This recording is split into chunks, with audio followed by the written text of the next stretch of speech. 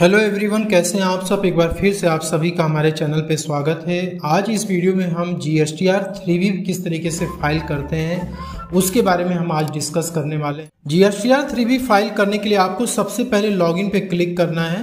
यहाँ अपना user name और पासवर्ड इंटर करने के बाद आप लॉगिन पे क्लिक करेंगे। लॉगिन होने के बाद आप यहाँ पे देख सकते हैं आपका मेन डैशबोर्ड ओपन हो जाए। इसके बाद आपको रिटर्न फाइल करने के लिए आपको कंटिन्यू टू डैशबोर्ड पे आपको क्लिक करना है।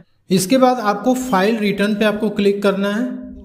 सेलेक्ट करना है कि आप कौन से मंथ की GSTR 3B फाइल करने जा रहे हैं। यदि आप QRMP स्कीम को ऑप्ट किए हुए हैं तो यहाँ पे आपका GSTR 3B अभी नहीं दिखेगा, क्योंकि ये सितंबर जब एंड होगा तभी आपका GSTR 3B दिखेगा और आप फाइल कर पाएंगे। लेकिन आप मंथली बेसिस पे यदि कर रहे हैं तो यहाँ पे आपको जो है मंथ यहाँ शो करेगा, आपको मंथ सेलेक्ट करना होगा। ठीक है, इसके बाद आप जुलाई मंथ की कर रहे हैं तो यहाँ पे जुलाई करके इसके बाद सर्च पे आपको क्लिक करना है। देखिए मेन डैशबोर्ड आपका ओपन हो जाएगा। आपकी GSTR 1 की स्टेटस दिखा रही है फाइल्ड है, और यहाँ पे आपको सबसे पहले GSTR 3B फाइल करने से पहले आपको GSTR 2B को चेक कर लेना चाहिए, क्योंकि यहाँ पे जो कुछ भी आपका ITC यानी इनपुट टैक्स क्रेडिट की डिटेल्स होगी, जो आपके सप्लायर ने इनवाइसेस अपलोड किया है उसकी डिटेल यहाँ पे दिखेगी। तो आपको देखना है कि क्या सारा इनवाइसेस जो भी आपने परचेस करा था वो इसमें अपलोड हो चुका है या नहीं हो चुका है। तो यहाँ पे आपके ITC की पूरी डिटेल्स आ जाएगी। जैसे आपने रजिस्टर्ड पर्सन से जो भी माल खरीदा है तो उसकी पूरी डिटेल्स यहाँ पे देखिए GST की आ जाएगी, जो उन्होंने आप इनवाइसेस अपलोड करे हैं। तो यहाँ पे B2B इनवाइसेस आप देख सकते हैं, और डेबिट नोट वगैरह होगा तो उसका डिटेल आ जाएगा। ठीक है, तो आपको ये चेक कर लेना है। B2B इनवाइसेस पे आप क्लिक करेंगे तो आपको सारा इनवाइसेस यहाँ पे दिख जाएगा। जो इनवाइस आपकी अपलोड नहीं हुई है वो आप अपने सप्लायर को बोल सकते हैं कि हाँ वो इस इनवाइसेस को अगले मंथ में कवर कर ले और उसको शो कर दे। ठीक है, तो इस तरीके से सबसे पहले आपको अपना GSTR 2B एक बार जरूर से चेक कर लेना है। चेक करने के बाद आपको 3B फाइल करने के लिए आपको मेन डैशबोर्ड पे आ जाना है। तो मेन डैशबोर्ड पे जब आप आते हैं तो यहाँ पे आप देख सकते हैं क्वार्टरली रिटर्न GSTR 3B आपको फाइल करनी है। मंथली होगा तो आपको मंथली शो करेगा। तो आप ऑफलाइन मोड और ऑनलाइन मोड दोनों में आप फाइल कर सकते हैं। तो यदि आपने ऑफलाइन मोड में तैयार करी अपनी GSTR 3B तो आप यहाँ से इसको क्लिक करके अपलोड कर सकते हैं। हम ऑनलाइन मोड में फाइल कर रहे हैं तो हम इस पर क्लिक करेंगे। यहाँ पे देखिए पूछ रहा है कि do you want to file nil return. यदि आपको GSTR 3B नील में फाइल करनी है तो आप यस करेंगे, अदरवाइज आप नो पे क्लिक करके नेक्स्ट पे आपको क्लिक करना है। तो यहाँ पे एक समरी जनरेट हो जाती है 3B की, क्योंकि 3B में जो डाटा आता है वो GSTR 1 से आता है, और GSTR 2B में एक रिवर्स चार्ज का जो हेड होता है 31D टेबल, वहाँ से भी डाटा इसमें अपडेट हो जाता है।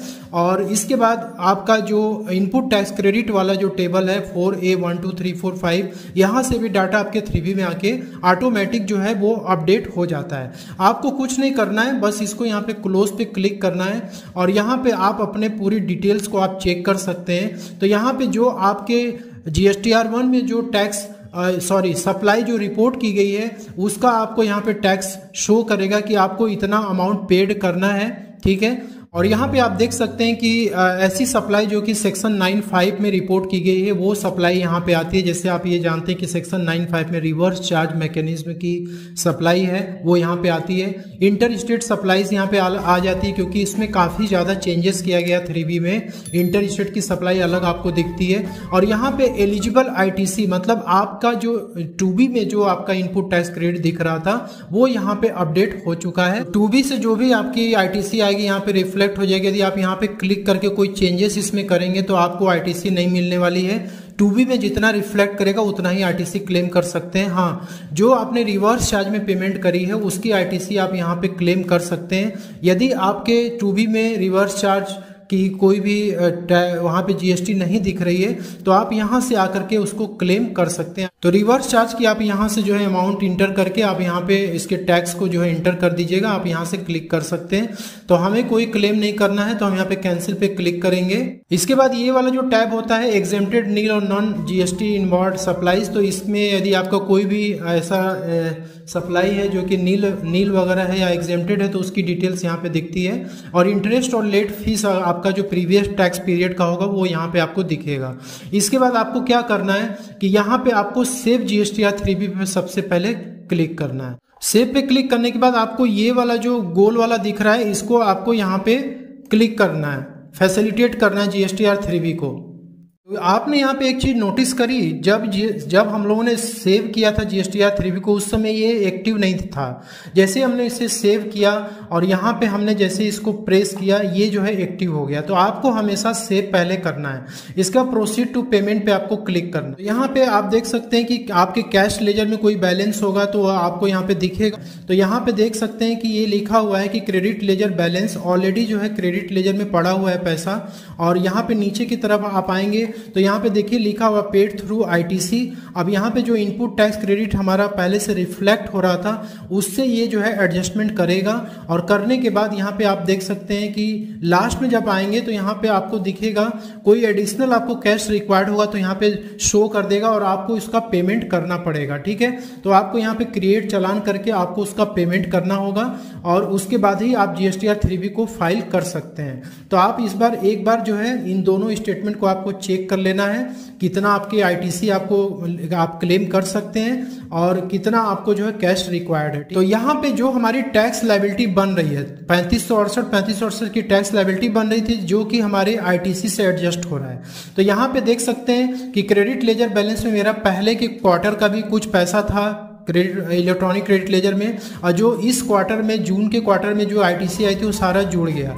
तो यहाँ पे ITC हमारी ज़्यादा है। ठीक है, तो हम क्या, तो यहाँ पे ऑटोमेटिक एडजस्ट कर देता है। इसके बाद यहाँ पे आपको क्लिक करना है make payment and post credit to ledger, तो इस पर आपको क्लिक करना है। अब यहाँ पे वार्निंग दे रहा है कि आपको एक बार चेक कर लेना है अच्छे से, you are about to agree to credit claim and utilization as indicated। तो once is this entry is made and this can not be reversed। एक बार ये एंट्री आपने कर दी तो फिर रिवर्स नहीं होगा, इसलिए आपको श्योर हो लेना है। अपनी इलेक्ट्रॉनिक क्रेडिट लेजर का जो भी आप अमाउंट है आप चेक कर लीजिए, क्योंकि ये एडजस्टमेंट करने जा रहा है। तो आपको यस पे क्लिक कर, तो जैसे ही आप एडजस्टमेंट करा देते हैं अपने ITC का, तो आप देख सकते हैं आपके इलेक्ट्रॉनिक क्रेडिट लेजर में बैलेंस आपका कम हो गया, क्योंकि इसके पहले आप 4000 समथिंग का पेमेंट दिख रहा था। इसके बाद आप देख सकते हैं कि ये जो आपकी टैक्स लायबिलिटी वाली जो सेक्शन थी, यहाँ पे देखिए कंप्लीटली एग्जॉस्ट हो चुका है आपका ITC 3568 का पेमेंट हो चुका है। इसके बाद जब आपका ये सक्सेसफुली हो जाएगा तभी आपको यहाँ पे प्रोसीड टू फाइल आपको ये एक्टिव होगा। यदि नहीं होगा तो ये एक्टिव होगा ही नहीं। तो यदि आपका कुछ कैश कम पड़ेगा तो आपको पेमेंट करना होगा चालान के थ्रू, यहाँ पे क्रिएट चालान से पेमेंट करेंगे और जो बाकी आपके ITC ये आपके इलेक्ट्रॉनिक लेजर से एडजस्ट कर लेगा। इसके बाद आपको प्रोसीड टू फाइल पे आपको क्लिक करना है और यहाँ पे आपको वेरिफिकेशन के लिए आपको इसे चेक करना है। यहाँ ऑथराइज सिग्नेटरी आपको सेलेक्ट करना है और इसके बाद आप यदि चाहते हैं टैक्स लायबिलिटी का ब्रेकअप देखना तो आप यहाँ से देख सकते हैं कि आपकी कितनी टैक्स लायबिलिटी यहाँ पे पे हुई है। तो यहाँ पे 3568 का आप पेमेंट यहाँ पे कर रहे हैं, तो ये आपका यहाँ पे दिख जाएगा। इसके बाद यहाँ से आपको नीचे की तरफ आना है, आपको प्रीव्यू करना है और GSTR 3V को, तो यहाँ पे प्रीव्यू करेंगे तो आपको ड्राफ्ट फॉर्मेट में ये दिख जाएगा। और यहाँ पे आपको फाइल विथ EVC और फाइल विथ DSC, तो यदि आपका डिजिटल सिग्नेचर सर्टिफिकेट इस पे ऑलरेडी रजिस्टर्ड है तो आप DSC के थ्रू इसे फाइल करेंगे। यदि आपका DSC नहीं है आपके पास तो आप EVC कोड के थ्रू फाइल करेंगे। तो इस पर आपको क्लिक कर देना। OTP इंटर करने के बाद आपको वेरीफाई पे क्लिक करना है। तो यहाँ पे देख सकते हैं कि फाइलिंग सक्सेसफुल बता रहा है, आपका जो GSTR 3V वो सक्सेसफुली फाइल हो चुका है। तो इस तरीके से आपको अपना GSTR 3V फाइल करना है। तो वीडियो कैसी लगी कमेंट बॉक्स में लिख के जरूर बताइएगा। चैनल पर नए तो सब्सक्राइब जरूर कर लीजिएगा और बेल आइकन को प्रेस कीजिएगा ताकि ऐसी इन्फॉर्मेटिव वीडियो आपको इस चैनल पे मिलती रहे।